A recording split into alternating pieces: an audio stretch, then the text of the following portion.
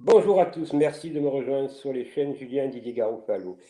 Aujourd'hui, le titre de la vidéo, c'est La République française, la mafia des loges maçonniques. Tout d'abord, je voudrais revenir un instant sur Madame Borne et Monsieur le maire, nos deux ministres, ou la première ministre et le ministre, qui sont d'ailleurs tous les deux francs-maçons, puisqu'il n'y a pas de secret. Ils nous ont fait donc des déclarations dignes d'une mascarade, notamment pour des dizaines de millions de Français qui se retrouvent dans la précarité et la pauvreté, puisque ces programmes-là, je vous donne 100 euros, dans 3 mois, dans 4 mois, on sait très bien que l'inflation, ils trichent, et que donc, quand il n'est pas à 7%, vous le savez très bien, puisque vous allez faire le marché, mais eux ne vont pas faire le marché. Ce sont toujours des menteurs et des menteurs et des menteurs.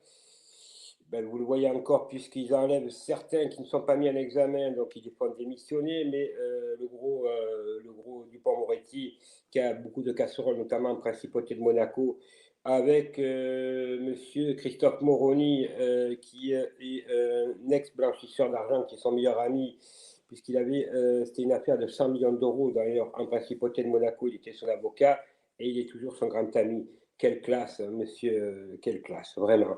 Et on pourrait continuer comme ça. Alors, tout le monde attend quoi? Ben, attend que ce n'est pas les manifestations organisées par les syndicats qui sont représentés aussi par des francs-maçons, qui, vous l'avez vu dans le Parti communiste français, même à gauche, sont tous francs-macs, et ainsi de suite. Donc, il va obligatoirement, ça va exploser. Car comment pourrait-on ne pas croire que ça va exploser alors que Monsieur Poutine, le rouble a pris 30%, c'est le contraire de ce qu'ils annoncent, et surtout Monsieur le maire, et qu'il a fait un partenariat avec la Chine, l'Inde, l'Afrique, n'oubliez pas, Pakistan et tout le truc, donc qui représente à eux seuls le trois quarts, si un peu plus même du trois quarts du globe terrestre. Donc, nous allons payer très cher la petite guéguerre de nos, vous savez, c'est comment ça s'appelle, de l'Union européenne, de M. Macron, qui croit faire la guerre à Poutine alors qu'il a 8000, à peu près 8000 têtes nucléaires, et je ne parle pas du reste. Donc, et puis, ils ont surtout, avec la Chine et l'URSS, qui est un territoire, un des plus grands du monde, il a tous les, ils ont tous les minerais, et la Chine a toutes les matières premières aussi. Donc, ils nous coulent. Mais ce n'est pas ça qui nous étrangle, la famine. Parce que croyez-vous bien que les 7% qui nous annoncent, on en est déjà à 15 ou 20%, mais qu'on sera à encore en plus de 20%, et qu'à la rentrée, les 100 euros, Madame Borne pourra se les, voilà, elle pourra se les mettre où je pense, en termes vulgaires, parce que franchement, avec toute l'augmentation qu'il y a, elle croit qu'avec 100 euros, les gens ils sont déconnectés du monde, ces gens-là. Le pouvoir d'achat que vous avez perdu depuis des mois, les salaires qui ne montent pas, les gens au chômage qui ont perdu à cause du, je ne vais pas dire le mot, je risque d'être censuré. Donc tout ça, vous voyez, ces mensonges, on n'en peut plus. Alors, moi, là, je pars, j'étais à Paris, je suis revenu, je repars à Paris, donc je vais rester 2 mois, je tenais à vous le dire, puisque je passe le concours d'avocat qui est au début septembre, vers le 5 ou le 6, je crois, il faut que je le vérifie. Mais comme je suis inscrit sur Paris, voilà, c'est pour ça qu'il y a certains qui disent pourquoi Paris? Parce que quand on est dans une IEG ou un département, eh ben, on va à cette IEG-là, on ne peut pas le passer autre part. Autre part, voilà. Donc, je suis obligé de respecter le droit, c'est quand même une des choses. Alors, maintenant, n'oubliez jamais que la France, c'est 160 000 francs-maçons, c'est 160 000 corrompus. Ils sont dans quoi? Préfecture, préfet, juge d'instruction, euh, procureur, dans les banques, dans les tribunaux de commerce, prud'hommes, et j'en passe, les banques privées, et ils sont même dans l'éducation nationale, ils ont investi même les facultés. Donc, ce sont des rats. Les rats. Vous savez, les rats, ce que c'est? C'est eux qui ruinent la France. C'est eux qui ruinent la France. Alors, on vous dit, ah, on ne sait pas où prendre l'argent. Mais comment vous ne savez pas où prendre l'argent? Monsieur le maire, je m'adresse à vous. Je vous ai écrit une lettre. Vous m'avez répondu. Je ne l'ai pas là, mais je vous la ferai voir la prochaine fois. Ce n'est pas des blagues. Monsieur le maire, vous avez la principauté de Monaco touche de la France, compte de partage. Écoutez bien, mesdames et messieurs, plus de 1 milliard d'euros par an. C'est la France qui verse à Monaco, paradis fiscal. 1 milliard d'euros de TVA. C'est les accords bilatéraux qui ont été faits à l'époque en 1963. Et vous avez 4000 monégasques richissimes, quand je dis monégasques, ou étrangers, qui habitent en SCI en France et qui ne payent pas les impôts à la France toute l'année, puisque vous savez qu'il faut la moitié du temps habiter, si vous habitez plus de la moitié de l'année, vous payez les impôts, aussi et tout le reste. Donc, et vous le savez, je vous ai envoyé les preuves. Donc, vous faites de Monaco un paradis fiscal, mais aussi un blanchisseur d'argent qui, au nom de la France, mesdames et messieurs, reverse 1 milliard d'euros à la principale. C'est oui, les riches, les plus riches du monde. Alors, monsieur le maire, vous avez eu ma lettre. Je vous ai adressé tout, j'ai tout gardé. J'ai votre réponse. Alors, monsieur le maire, vous êtes aussi, vous, un corrompu, puisque vous n'avez rien fait.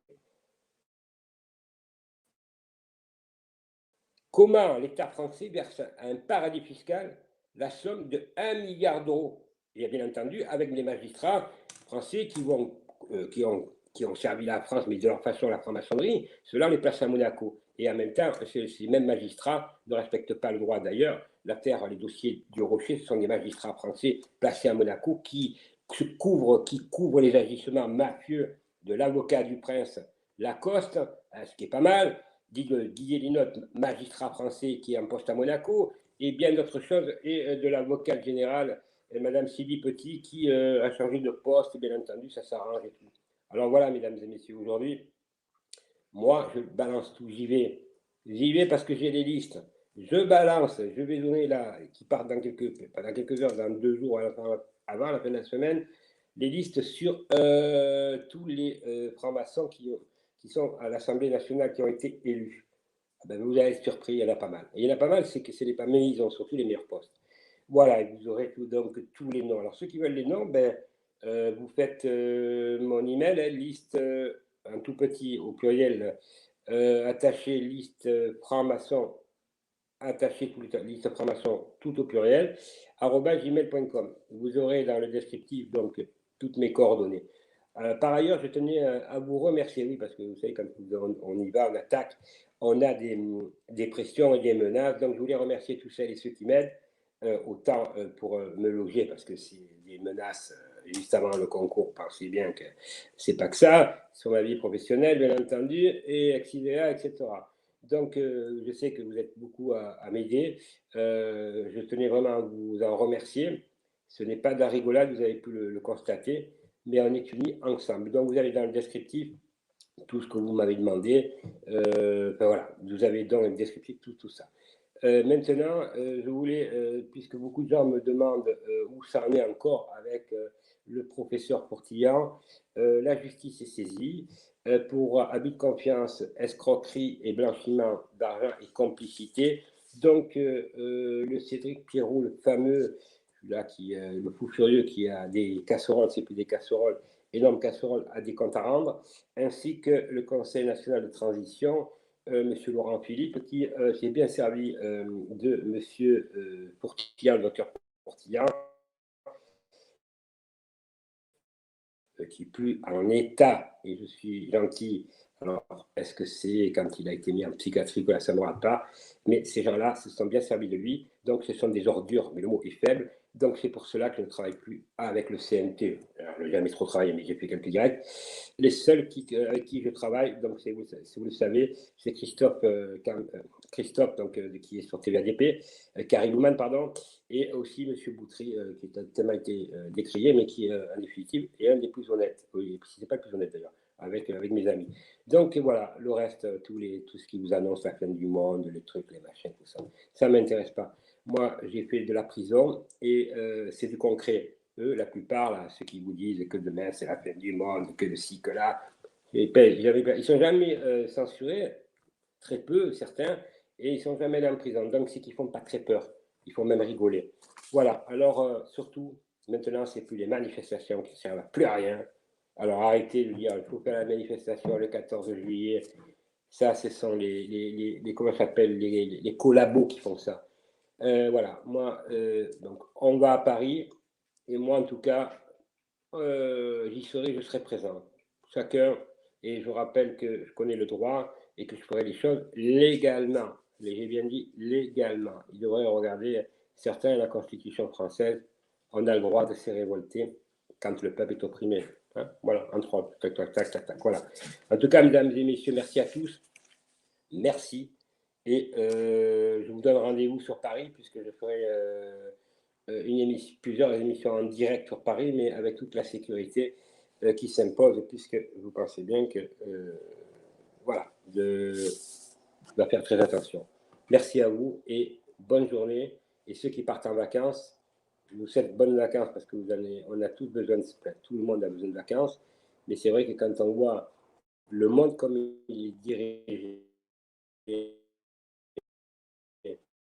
et où ils veulent en venir, et que si on ne bouge pas, mesdames et messieurs, rappelez-vous ce que je vous dis, si on ne bouge pas, à la rentrée, cette année, on ne la passera pas.